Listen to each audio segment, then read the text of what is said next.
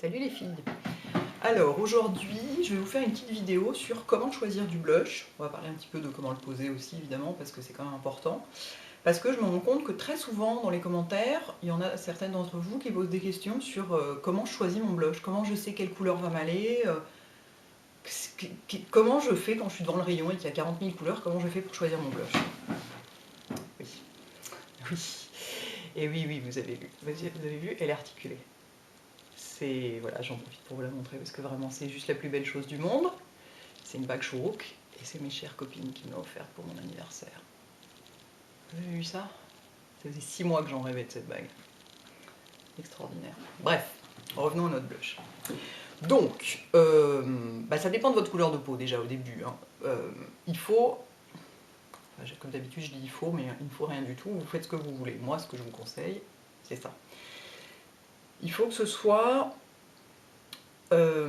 assez proche de votre couleur de peau et assez proche de la couleur naturelle que prend votre peau quand vous avez bonne mine. Le blush, ça sert uniquement, pour moi, ça ne doit servir qu'à reproduire la bonne mine naturelle et la fraîcheur de la peau. C'est pas là pour sculpter. Si vous sculptez vos joues avec du blush, vous allez vous retrouver avec une barre rose ici, ça va être monstrueux. C'est pas là pour... Oui, c'est pas là pour sculpter. J'allais dire, c'est pas là... Et tout comme le bronzer, la terre de soleil, n'est pas là pour donner bonne mine, mais pour donner l'air bronzé, le blush n'est pas là pour sculpter ou ce genre de truc. Donc, ça doit se rapprocher au maximum de l'air que vous avez quand vous êtes en pleine forme, etc.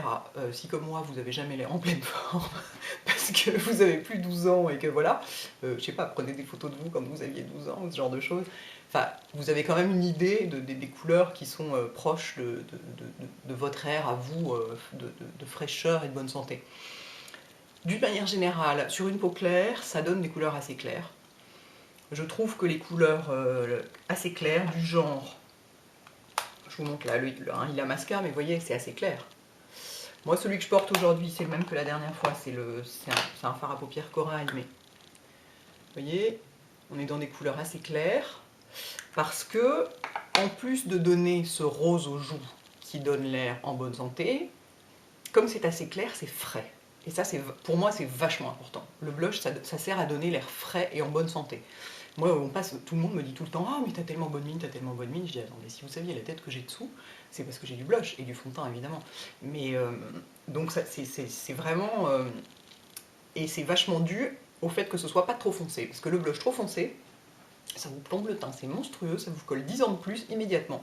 Donc tout ce qui est genre terre de sienne, brun rose, tous ces trucs-là, ça va si vous avez la peau en rapport avec ça, c'est-à-dire foncé aussi, très mat. Néanmoins, pour moi, sur des peaux très mates, il vaut mieux un corail plus soutenu ou un rose plus soutenu, mais il vaut mieux rester quand même dans des couleurs de ce genre, parce que sur une peau très mate qui peut avoir tendance à virer à l'olivâtre ou l'hiver à tourner plus au gris, ben c'est pareil, il faut réveiller et rafraîchir, et si on met du brun rose ou je sais pas quoi, ça blême, ça plombe quoi. Donc vraiment, moi je suis à fond pour les couleurs fraîches et assez claires. Et alors après, votre grande question c'est souvent, est-ce que je prends du rose ou du corail? Les deux vont à tout le monde. Le seul truc qu'on dit en général, c'est que si vous avez des rougeurs dans la peau, style coupe rose, bouton, machin, je sais pas quoi, évitez ce qui est vraiment rose. Les vrais roses, genre ça, vous voyez. Prenez plutôt des trucs qui sont dans ce genre de couleur, parce que, bon là c'est un vrai rose bleu, hein, ça saute aux yeux, je vais en trouver un moins bleu quand même. Ce qui contient du rouge dedans, enfin du rose qui se rapproche du rose de la peau, le fait ressortir. Alors, ce qui est plus corail, orange, ce genre de truc, bon là c'est que des blush crème, c'est un hasard, mais c'est parce que je les ai sortis, ça rappelle beaucoup moins les rougeurs de la peau et donc ça les fait pas ressortir. Ensuite, donc après, vous choisissez vraiment ce que vous voulez, hein, c'est ce qui vous plaît, ce qui vous fait plaisir. Du moment que vous êtes dans des couleurs assez douces comme ça va à tout le monde. Ensuite, vous avez le choix entre du mat ou du brillant, c'est-à-dire brillant, c'est-à-dire un peu nacré, avec un peu des paillettes, ça pour le coup ça va à 16 ans, mais après je trouve pas ça très facile. Là c'est vraiment une question de choix personnel, moi ça m'arrive selon les jours, selon les goûts, je vais porter un blush mat ou un blush qui va avoir un peu de nacré dedans, comme le Coralista par exemple, qui a des petites particules un peu dorées. Là c'est vraiment une question de goût. Néanmoins, si vous avez la peau très grasse et qui a tendance à briller beaucoup partout naturellement, préférez quand même un blush mat, parce que c'est pas la peine d'en rajouter dans la brillance. C'est un peu la même chose pour le choix entre blush poudre ou blush crème. Moi j'utilise les deux parce que les deux me conviennent et que j'aime les deux et que c'est vraiment en fonction de mon goût. Néanmoins, si vous avez la peau extrêmement sèche, un blush crème sera plus agréable et plus confortable sur vous qu'un blush poudre, qui comme tout souvent les poudres assèchent un peu plus. Et de la même façon que si vous avez la peau très grasse, un blush poudre va matifier et absorber une partie du sébum et vous n'aurez pas, la texture de la crème en plus qui va rajouter du gras sur la peau grasse, donc c'est pas indispensable. Donc, bah écoutez, je pense que voilà, je pense qu'avec ça, vous me direz si ça vous aide à choisir votre blush. Après, comment on l'applique, ben, moi je trouve que là où c'est joli, c'est sur les pommettes, sur l'os de la pommette, donc vous sentez votre sein. Sur l'os de la pommette, pouf, comme ça, en suivant l'os.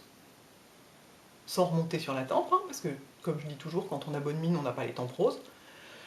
Sans sculpter avec, si vraiment vous voulez sculpter votre visage, prenez un truc qui est fait pour sculpter, c'est-à-dire un truc qui est un brun mat, un peu, presque un peu terne.